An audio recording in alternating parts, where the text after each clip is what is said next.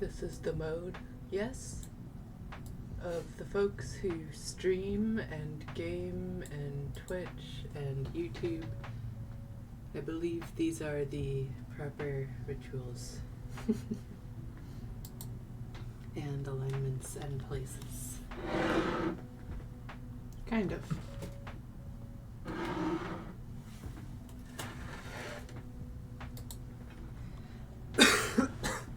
The mucous membranes be a mic check.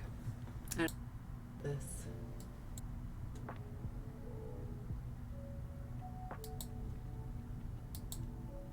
Yeah, I don't know. You know, I figure people are worried about me. Oops. This might be the wrong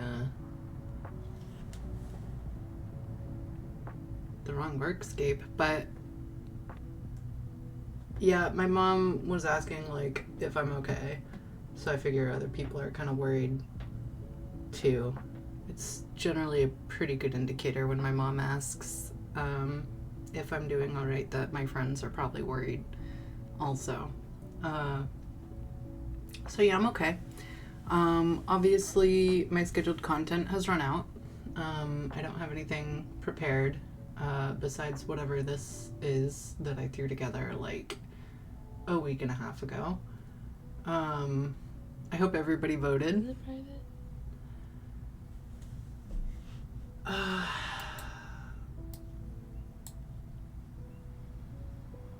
Here, we can just change this. I know, I did this to me on purpose. I was like, fine, I'll set you up with two things.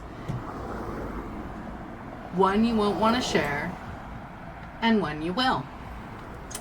One's gonna be way longer. The other one's gonna be kind of short. Good luck, bitch. And that's pretty much how I treat myself, which sounds really harsh, but I like it. And I wouldn't treat myself if I didn't like it that way, because I'm a little bit of a hedonist. So you're gonna have to roll with me on that one. But definitely not the scape for the how are you doing cozy introduction, although perhaps it is. One of my favorite things is when people get tired of me and they go do their own thing. I'm like, sick. You know, I know I can exhaust people. It's not like polite of you to pretend that I'm not grating on you. It's actually just ruining everything if you pretend that you don't like this. Or that you do like it when you don't. It's really frustrating. But anyway, yeah, let's just not use that one for now. I'm sure I will feel saucy at some point and we'll use it, but or maybe that was it. Maybe that was the sauciness level of it all. But yeah, what today is Tuesday.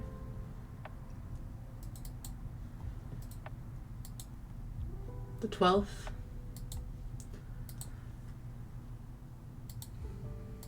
I tried to leave room for hermiting, for all of us to hermit a little bit after voting and Halloween. Whether we like it or not, the winter holidays are coming for us. And I'm always reminded of the evil Santa in Futurama when I think about the threat in holiday.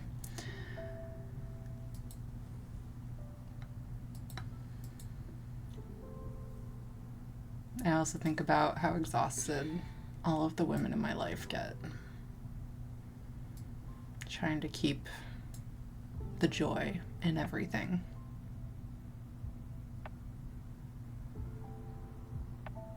The men in my life get exhausted in different ways. And all you NBs, other NBs, I don't know what you do. But I assume we all get a little tired around the holidays.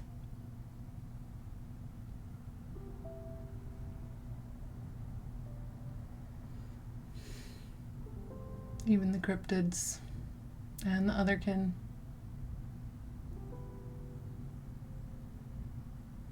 Maybe even especially them.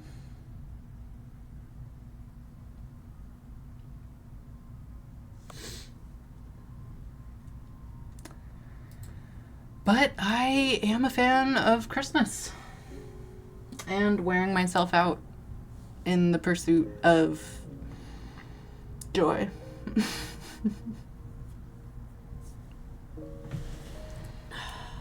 And so I just came to tell you I'm okay. Really, that's about it. I have been thinking about where this channel's going. I've been thinking about community involvement. I have been trying to practice bringing a trash bag with me on my walks, and so far I have failed every time. I saw somebody's house where the crows had gotten into the trash, and I was like itching to go pick it all up and put it back in, you know, just being neighborly. And I didn't.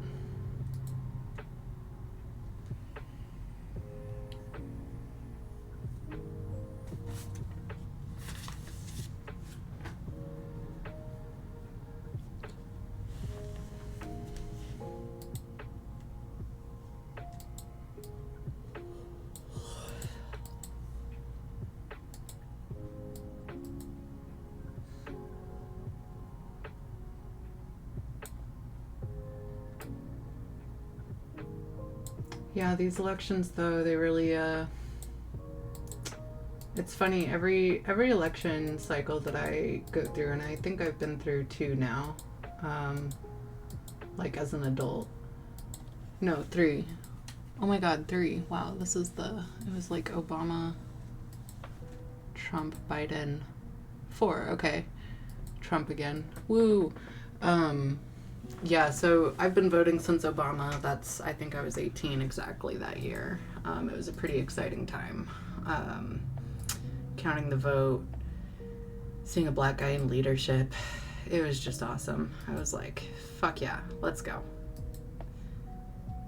And it seemed like the natural course of things, too. I was fresh out of learning about the 70s and cultural movements and sexual revolutions that had brought me the reproductive protection of deciding when to get pregnant, which, when you're shackled by your body's behaviors like that, was really cool. I had the pill. I could do anything. I could move like a man in the world. And I was young enough to be stoked about it instead of pissed. Which was good. I needed to be stoked. But, oh my god. You know, that first vote for Obama was just like, yeah, let's do this.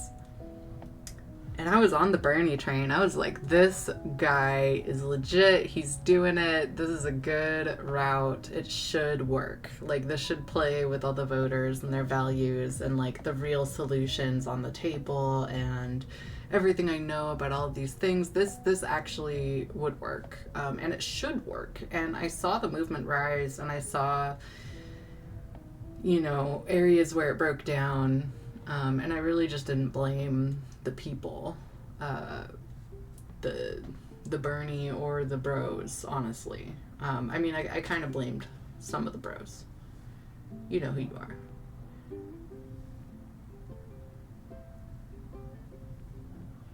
But for the most part, I just kind of blamed the shittiness of the people in opposition to peace, love, and happiness. And I knew from personal experience that shittiness was, a complex and living reality in every person. The desire to respond pejoratively to hurt in response to being hurt, to lash out in anger or pain, to want to dominate or be in control out of fear of what lack of control looks like, or even to do it and harm others with your fear.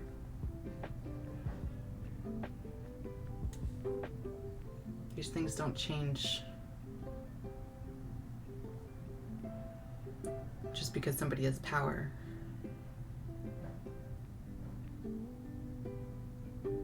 That's the tragedy of being human. And what we're all working to grow beyond whenever we engage in collective action, whether that's voting, whether that's protesting, sit-ins, going to lunch, discussing solutions, changing policy, writing new laws, protecting the vulnerable.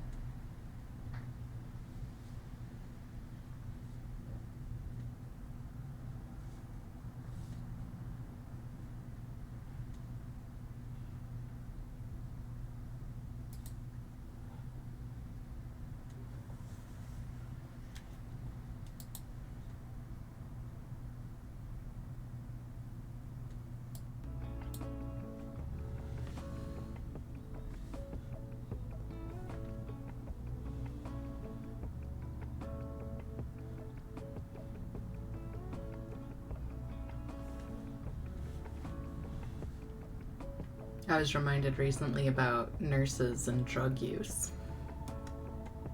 I think the drug epidemic in America is so perfect for, when sliced vertically, demonstrating the strata by which we delineate drug relationships among the population based on things like race and poverty. Yeah. Nurses have a serious prescription drug problem just as a group. And of course they do. Drug dealers have fentanyl problems. Okay, I don't even know if that's true. You know, I'm not the biggest person for reading statistics. I just track the vibes.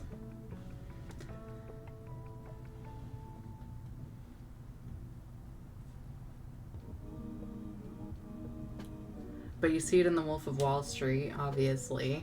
Cocaine's for rich people and definitely people who make big financial decisions. Which makes it attractive to those attempting to make big financial decisions outside of Wall Street.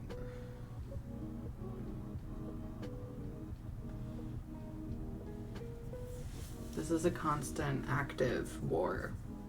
And we are always very close to winning because we have the masses. At least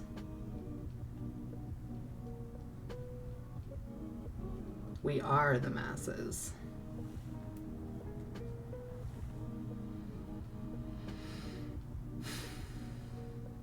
I'm seeing so much hate and like vitriol. Even in my like super duper intentionally insulated, deeply safe space that is my Instagram accounts. And that's how I know.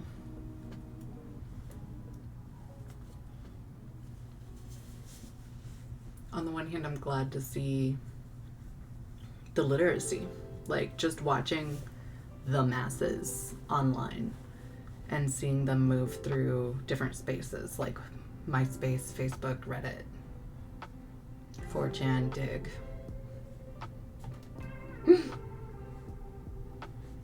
Facebook, Instagram, LinkedIn,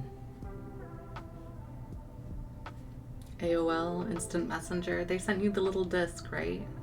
I was already on it because,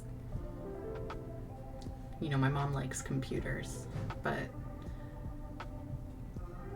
I thought it was cute how everybody was excited about AOL, and I felt special because, you know, I had MSN.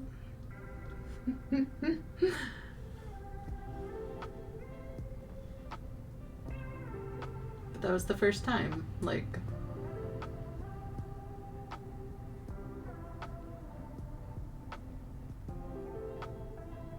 America quartered its soldiers in a new way, included its citizenry, mixed everybody together in the bag.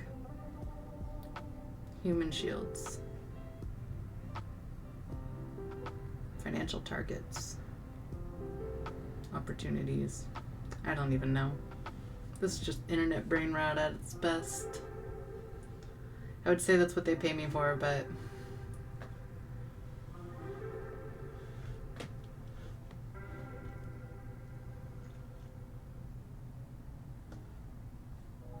there's more going on than that.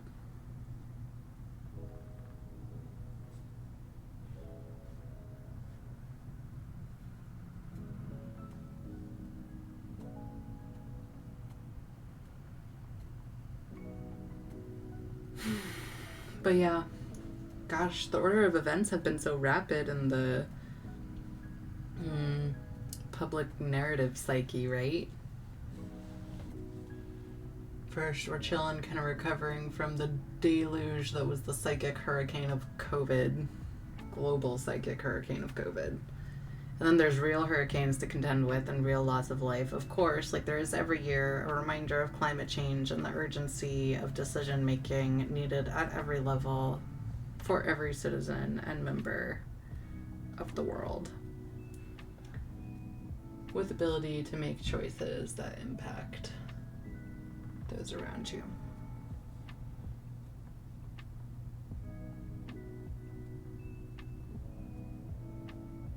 God, I know I'm still in the drug thing, but I was reading a lot about drugs lately, and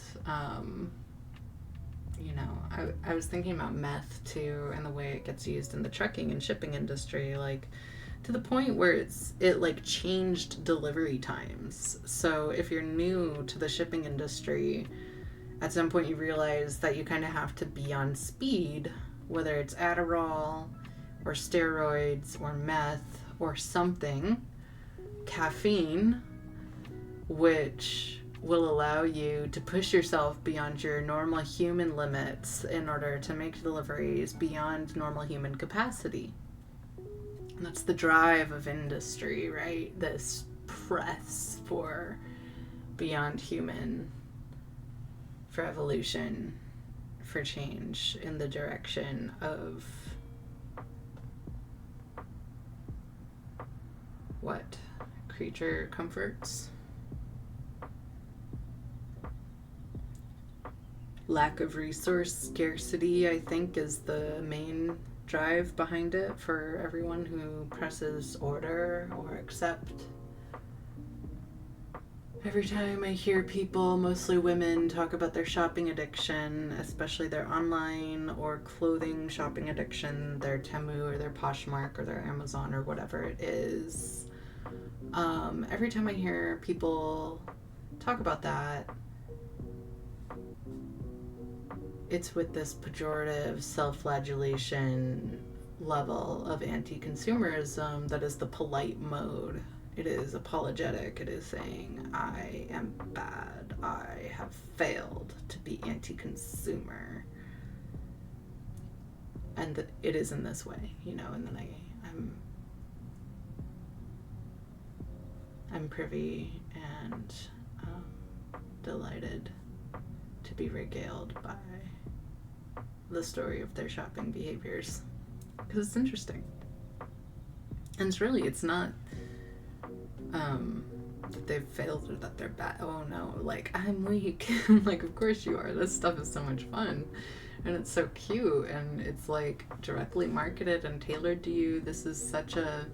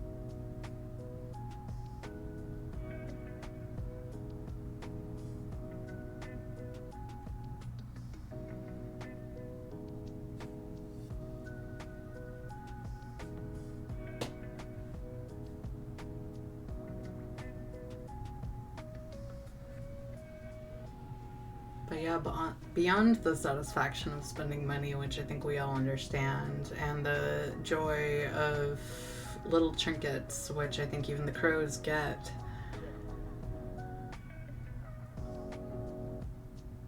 at the end of the day, pressing that little button is a deeply satisfying massage to the part of your brain that has been, for generations, evolutionarily adapting to resource scarcity and being clever and thrifty and dealing with less.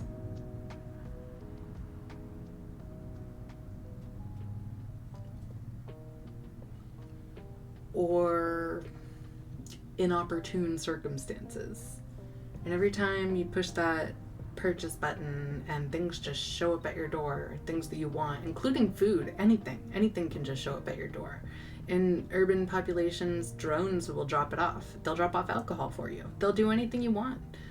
And so you can just push this button and massage that deep part of your brain that is used to resource scarcity, and you can reassure it, and you can do it as many times as you want, as long as that money keeps flowing.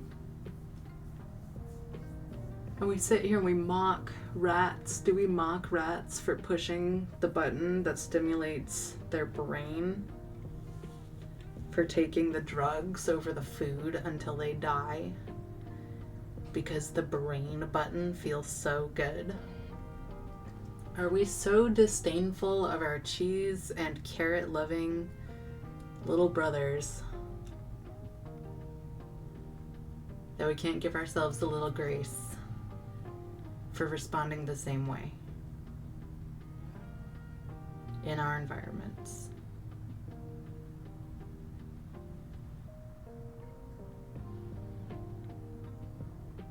And if we can't give ourselves that grace, can we at least give it to our friends, to our family members?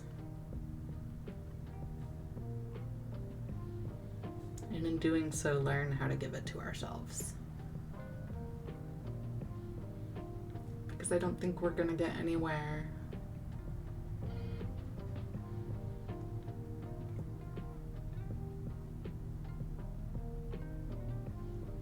without honoring our humanity.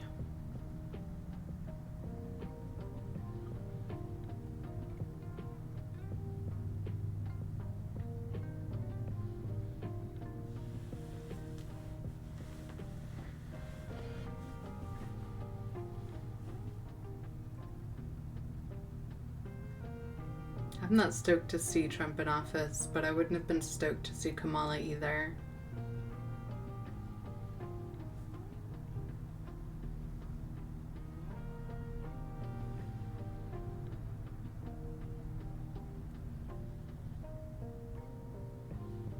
Every time women as a group gets a little leverage on the backs of other groups, it sets us back. I'm not willing to vote for the silver lining of maybe women's rights.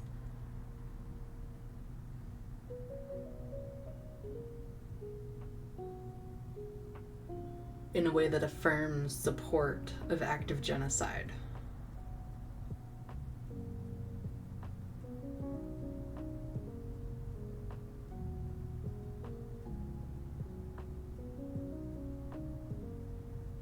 And that mentality of shoring up the leaking system in order to create more room for the growth of diverse, resilient culture that can change and be a new system. That mentality, as important as it is to make room for culture growths in a completely mycological, ecological way.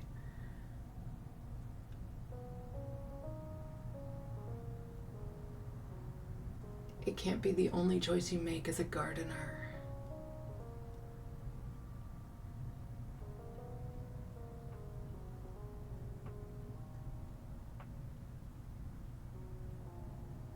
progress for progress sake, blah, blah, blah, blah, blah. I know, I don't even know who said that, but I got an immediately bad feeling after I said it that I had just quoted a bad guy. I was like, uh-oh, I'm in trouble. They're gonna come for me.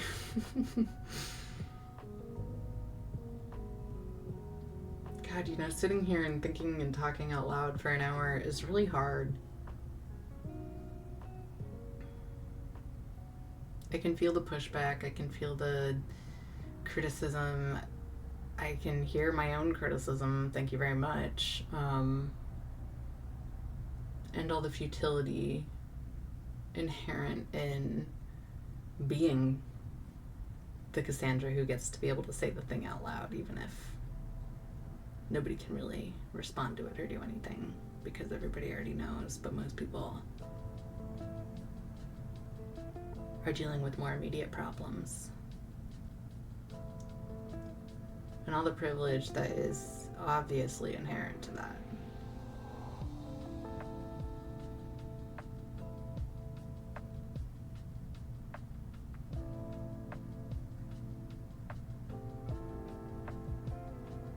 You don't get to do oracle work and still be a human at the same time. At some point, you belong to the people whose message you're hoping to amplify.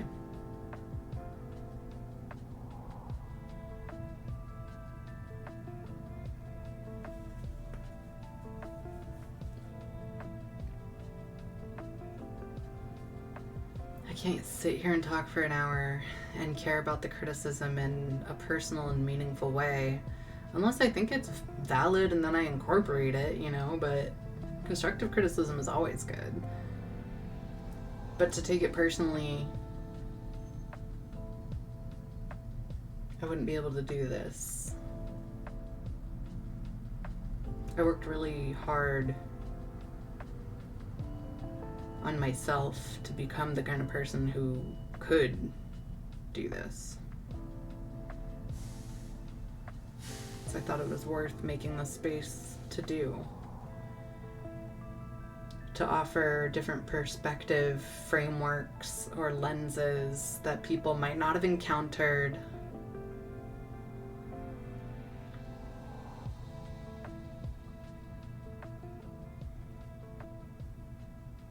Or even just to pick fights.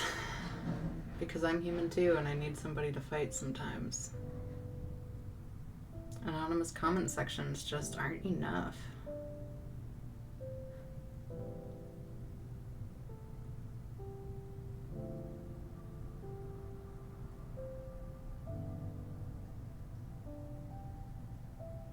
Yeah, I mean, if I can't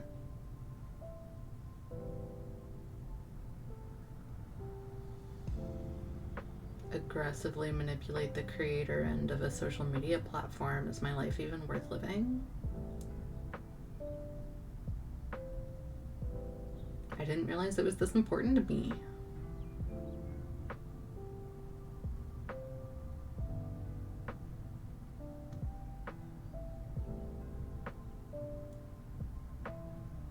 But I've always been a big advocate for safe spaces. I remember when those safety zone triangle circle laminations went up in my high school and everybody thought the teachers were so fucking dweeby for being like, this is a safe space, everybody respect each other. But oh my god, thank you, teachers, being brave enough to be dweebs. Yeah, it was a safer space. And I liked that. I was like, this is great. I'm learning so much better here. Now that somebody said that out loud, I'm learning so much better here. And that was my high school. I know I'm lucky. I know not everybody had that experience. Lucky isn't in it. I mean, it is privilege, yeah. I feel blessed. How about that? It feels randomly assigned by the act of being born. Even though, of course, even that's not true. Exactly.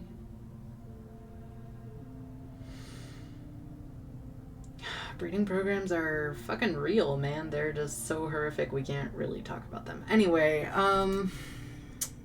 where was I going?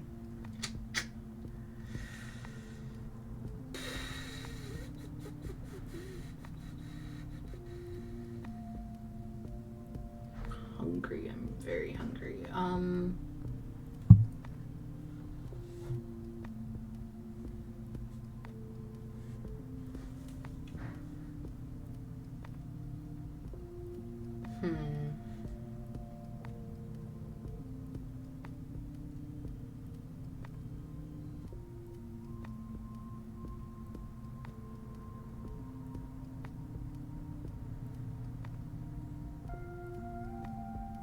Oh, safe space social media platforms. Yeah, I mean, I was having this whole conversation about microblogging the other day with somebody, and it was like just comparing Mastodon, Blue Sky, Twitter, and Tumblr, essentially, because they're the closest in architecture to one another.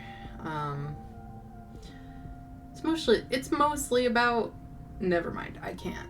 Yeah, I mean, Tumblr's getting included for cultural reasons.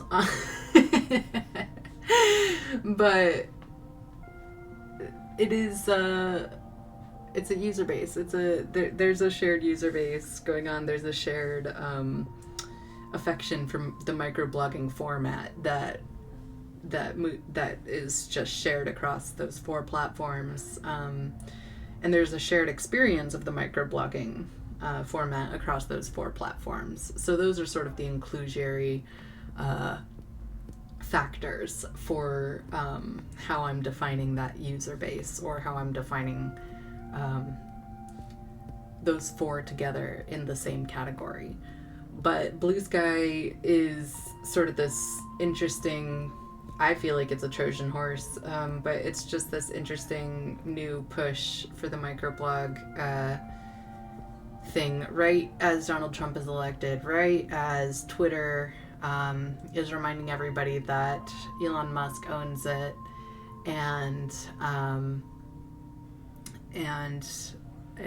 you know, Musk is such a fun he's almost as bad as, well, I don't know whether Kanye or Musk is more ambivalently coded as a figure in the public mind, but anywho, we can save those folks for different days. We can do entire episodes, you know. I'm not opposed, but for right now, I was talking about the comparison for these microblogging websites and their user base, and how I'm defining them as being in a single category based on their user base and the qualities that their user base share. And so I find it very interesting that Blue Sky is being kind of like, I think of it as doors opening into a new realm, and I do think of it in portal terms, much as you see depicted in Wreck-It Ralph. It's very easy to think of the internet that way, and I think that the animators did a wonderful job conceptualizing things at that level. So I'm always thinking in Wreck-It Ralph terms. If you're not, I feel bad for you. But yeah, so they're opening up this new portal door to Blue Sky, and they're shuffling all the nerds who are bursting to microblog into the you know, 3-story high doorway, and they're like, check it out, you can fly, you can be a bird, you can be Twitter again, it'll be awesome, say all your thoughts, say them all right here. And at this point, I really, really hope that those highly literate nerds have started thinking about what that means. But based on how I've seen them act in the past, I'm really kind of worried. And of course,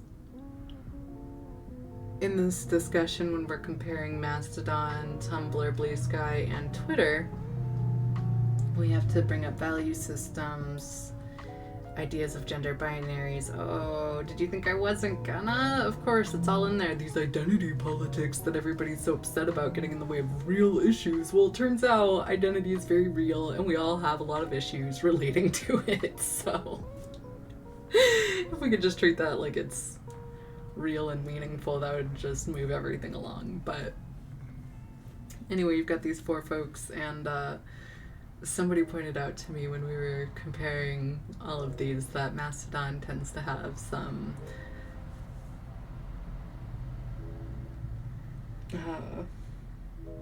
a lot more nudity. Just a lot more trans nudity, intermixed with aggressive trans activism. And to me that's a plus, obviously. I'm like, hell yeah, these are my people.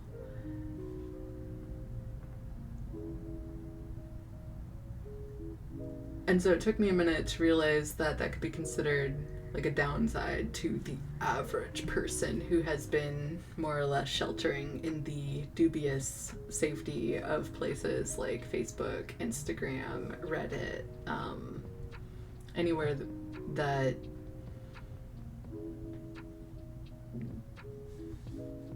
(2010s) American cultural norms are still more or less in place.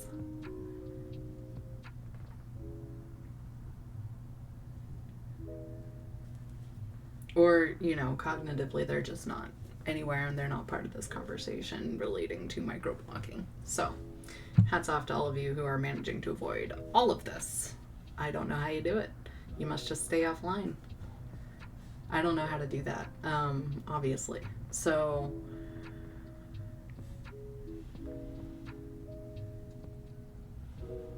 yeah, but I thought it was interesting because from an architectural standpoint, out of the 4 systems, Mastodon is actually the best built when it comes to facilitating user interaction and promoting like actual discussions between users. The coding architecture is the best for that. And if all of these end users that I'm talking about in the theoretical user base for any of these 4 platforms, if all of those end users, or the bulk of them, ended up on Mastodon, you would see a lot less of the nudity, because more of the normies would be involved.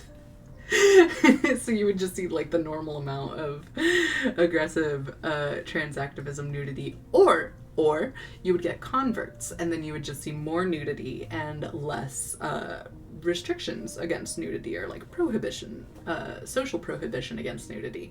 And you could potentially see some naturalist and naturalism philosophy thriving in American Puritanism. So obviously we can't have that.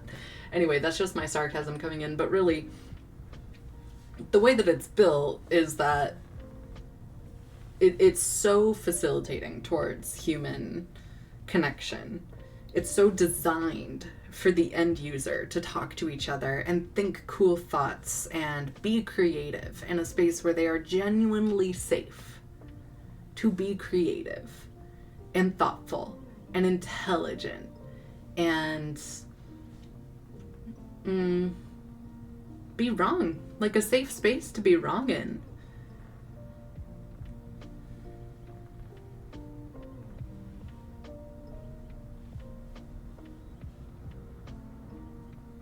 And we all know the kids that mocked the laminated safe space triangles are the same kids that were afraid to be wrong.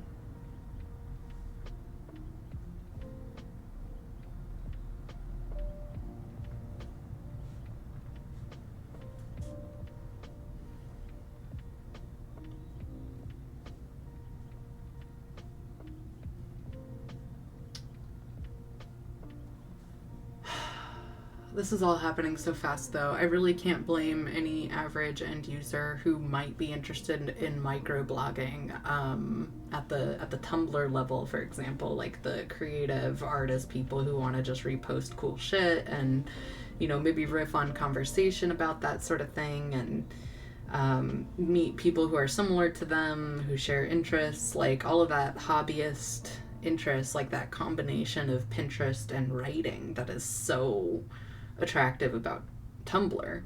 I can't blame those folks for not wanting to potentially expose themselves to what is currently the Twitter user base, although back in the day Twitter was really seeming to be a huge common space for all of these different interest groups to use one platform and be able to see each other and to get ideas from each other and have this like cross-pollination of interests or disciplines or subject area experts. This top-down view of all the brain silos. Twitter was a very beautiful beaker spot for that before Elon bought it. And Blue Sky is opening up and saying, hey, Beaker Buds, come on in. We want to see how you're doing over there. What you got cooking in that little brain of yours? What's going on, eh? How you doing? At least that's how I see it.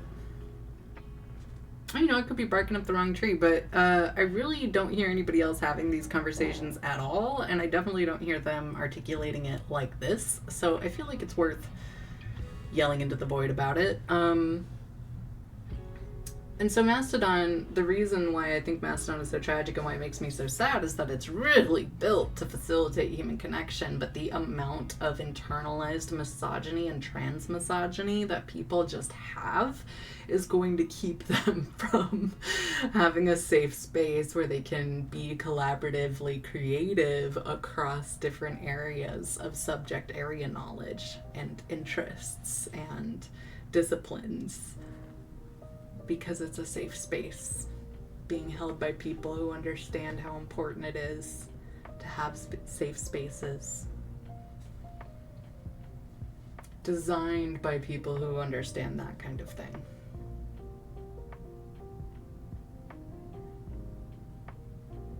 Under the pressure of physical violence.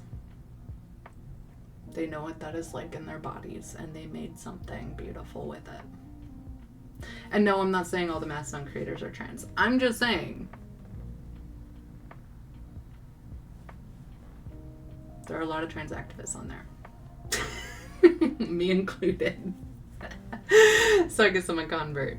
But the idea of a Fediverse and that entire concept of the free internet that was so aggressively pursued in the creation of Mastodon and other spaces like it at the time, including Truth Social, and similar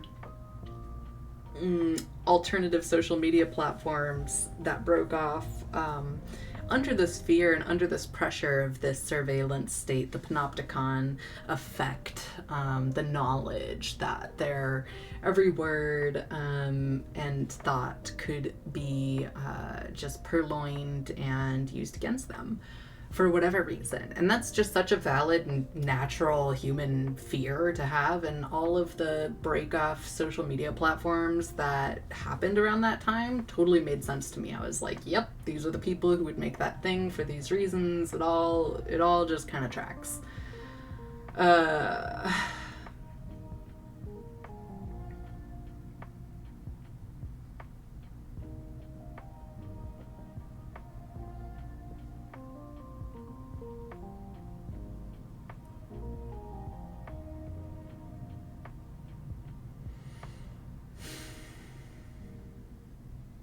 But at this point, I'm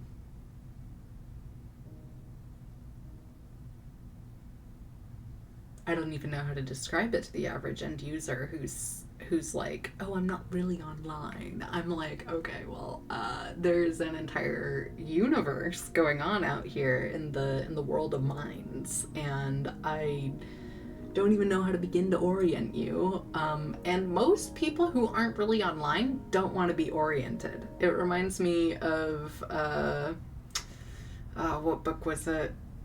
Oh, there's a couple of them. I think The Expanse and A Long Way to a Small Angry Planet both feature like the Earthians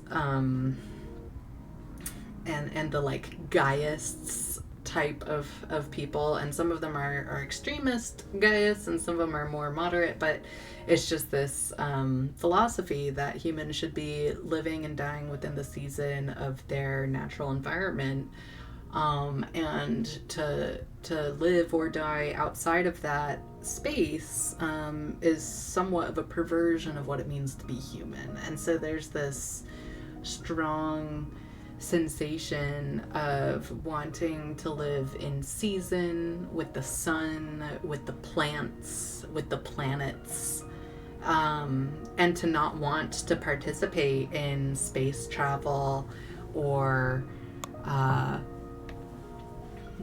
going to different or dying on different moons or even in space flight, or to have anything to do with any of that. And that's a pretty huge schism for a species, in a philosophical level, but it also makes sense when you get to the point of most people understanding their relative position in space on the rock that they are inhabiting. Or maybe not even most people understanding that, but a large enough group to make decisions for everybody. Maybe even several large enough groups, all capable of making decisions for everybody. Mutually assured destruction changed the game in warfare. It had to. It forced expansion cognitively. For anyone who internalized what the implications of that are, which is everybody who was exposed to the idea of a mushroom cloud, right?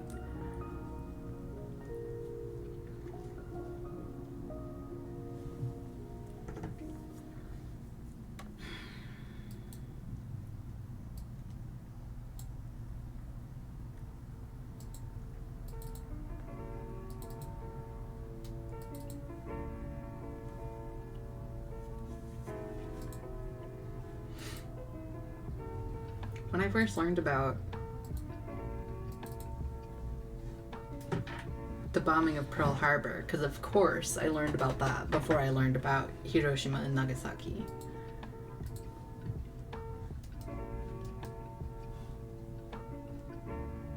Because I'm an American, and we teach our nationalist country nationalist ways. When I heard about the bombing of Pearl Harbor, I already had a pretty positive idea of the Japanese from a technical and cultural standpoint. I admired and looked up to them quite a bit, so I was like, why would they do this to us? Understanding history from the point of view of somebody impacted by it.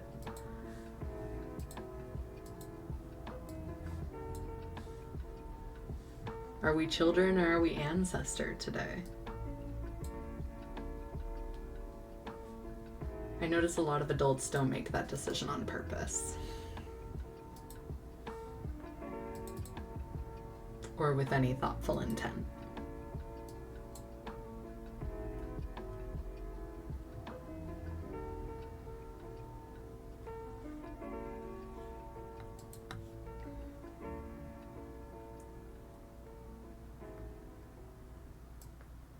One of the things I saw about Kamala during the race, or like after it was counted or whatever, was a headline that was like, she's playing Connect 4 with her nieces or something like that. And I was like, okay, well that seems like a pretty sane thing to do.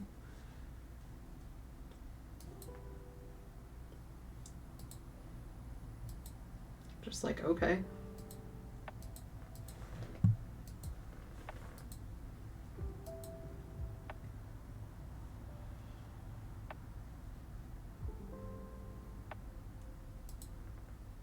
I feel like this presidential run has done nothing but good for her.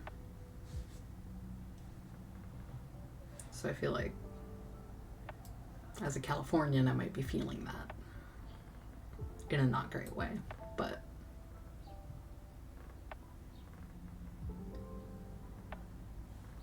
thus is the burden of being the most progressive state in the union.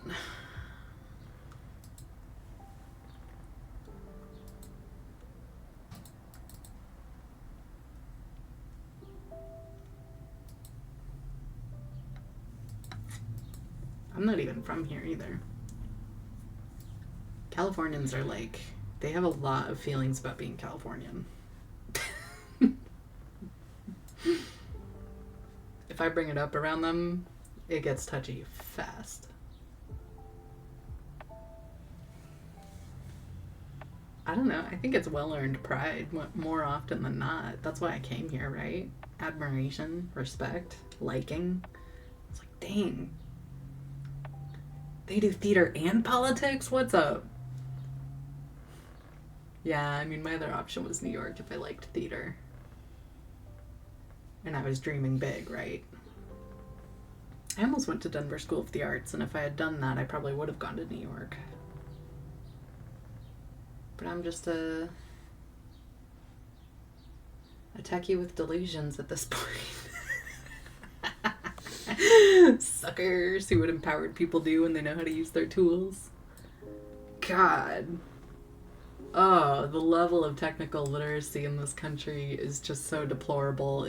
That, more than anything, is what gives me the low-level depression that thinks will never change. I know everybody, I call it professional deformation, but I know most people have that kind of, could I be breathing more during this part? Most people have that kind of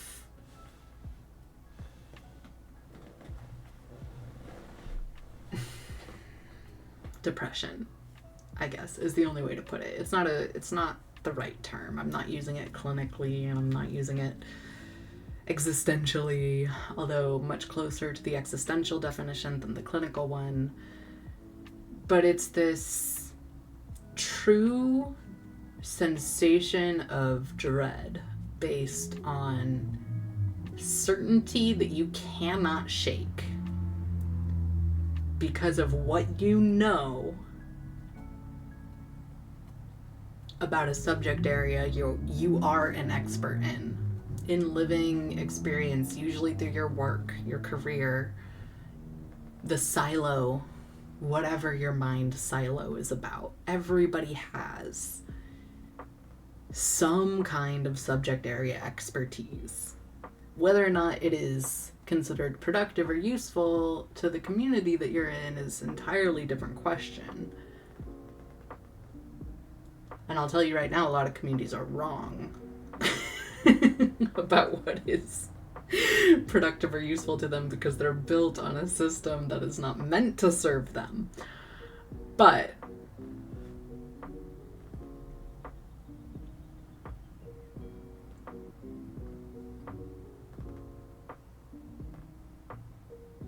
everyone has an area of knowledge that gives them, rightfully or wrongly, a certain amount of certainty.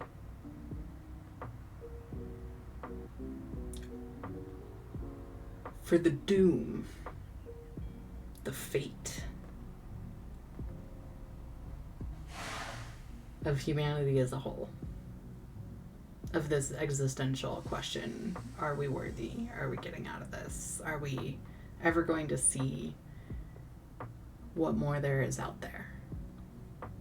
Are we chosen by God? Are we his people? Are we his children? Why is God always he? It's not.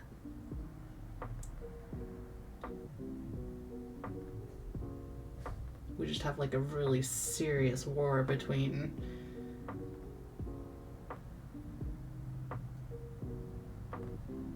and among Abrahamic ideologies being played out in secular ways.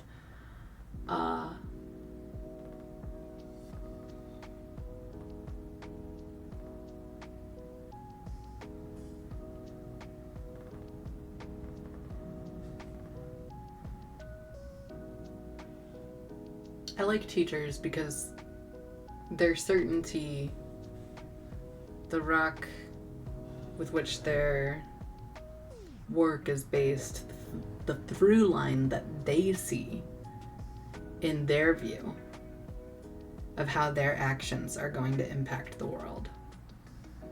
Teachers don't get into it for the money. Teachers pay to teach. They pay in spirit, they pay in literal blood, actually. Teachers are kind of metal.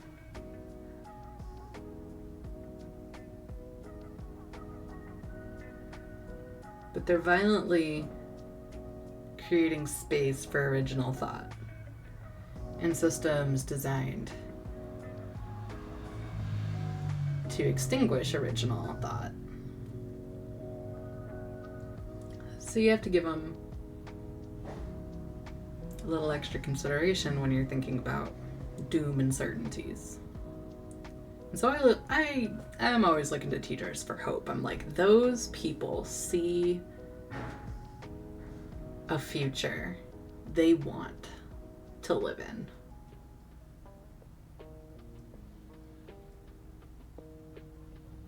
And the good ones are doing everything they can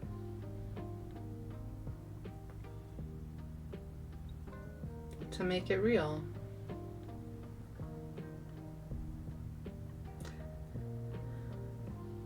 Of course, you know just how powerful teachers can be by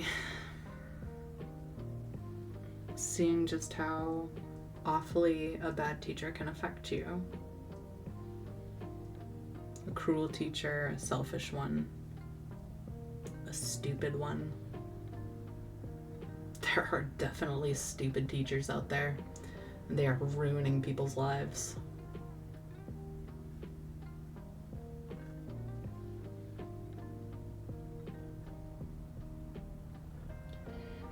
But I like the doom that, you know, the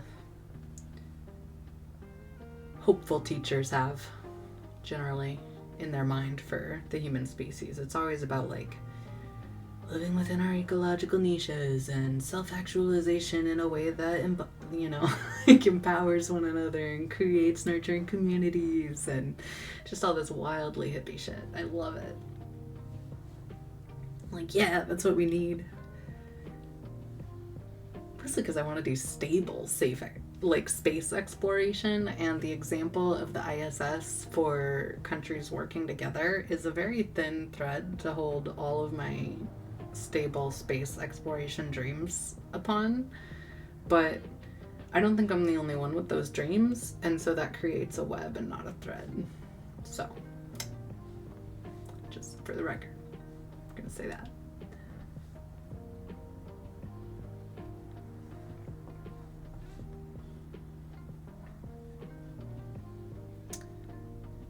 But the doom that I experienced in IT, through much of my experience of IT, you know, working in computer repair shops as a teenager or as a call center specialist for streaming services as a young adult, or tech support for the tech support at call centers again. ISP representative. What else did I do? Lot of end user support. And most of it was the public end user. The general public. Who are calling because they aren't very good at solving technical problems alone, or they don't want to, or that's what they pay us for.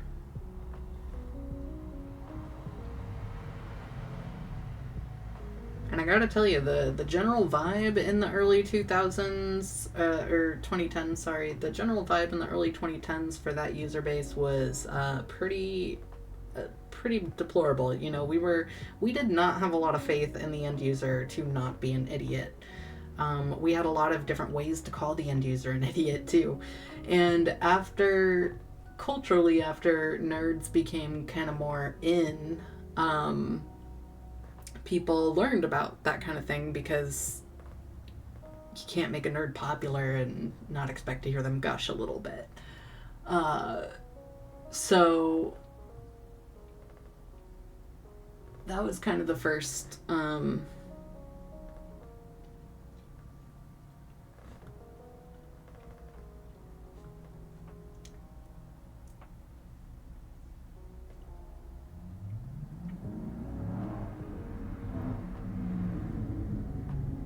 to me, it felt like the first way the end user was introduced to technology, the unwitting end user, say. The person with no reason to know everything that I knew. I had passion on my side. They had a lack of desire to commune with technology and a strong inclination towards enjoying the outdoors for the most part. That was the dichotomy at the time.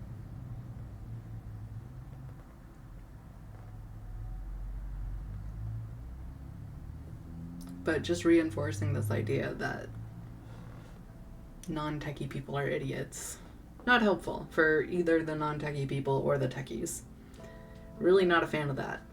Have never enjoyed that. And nobody who is actually good at end user support is a fan of that either, because if you want to support somebody, you can't also demean them. You know, and of course that's where you see all the internalized misogyny showing up, because supporting is women's work. So, excuse me, I'm just not gonna. Yeah. Anyway, I think we've reached our end time. So, sorry to end on a bitter note. I will say that customer support has taken a rapid turn from that sort of demeaning behavior in my experience now as an end user, and in, you know, the later 2010s and the early these 2020s, are really seeing more appreciation for technical literacy and more mass adoption of technical literacy. Not just because people realized that you can prank each other with Zoom calls, which was super cute, but because the future is actually kind of interesting.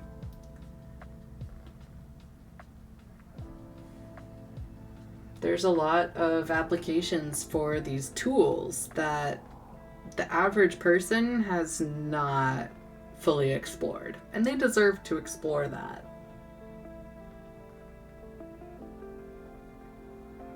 So if you're feeling disempowered by technology, if you're feeling exhausted by the collective discourse and narrative, find something to nourish yourself and just leave, you know?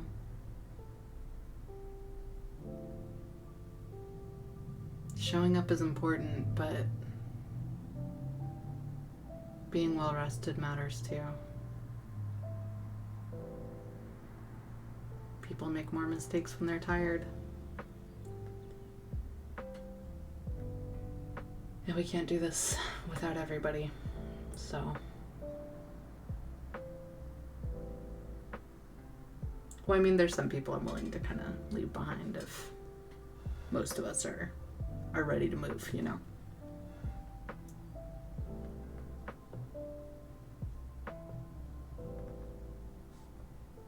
But I think that'll just happen naturally, not in an exclusionary or intentionally a priori deciding kind of way. So, unless you want to be fucking psychos about it. Yeah, I didn't think so.